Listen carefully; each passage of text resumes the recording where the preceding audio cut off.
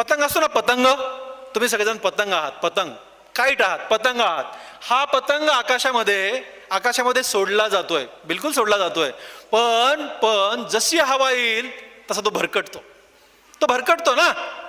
तुम्हाला सांगतो मुलांनो, आणि तुम्हाला सांगतो पालकांनो, त्या पतंग ही तुमची लेकरं आहेत. मुलांनो तुम्ही पतंग आहात, पालकांनो तुम्ही त्याचे पालक आहात. पतंग भरकटा लागलाय, पण मुलांनो तुम्हालाही सांगतो आणि पालकांनो तुम्हालाही सांगतो की त्याची दोरी ना तुमच्या हातात ठेवा.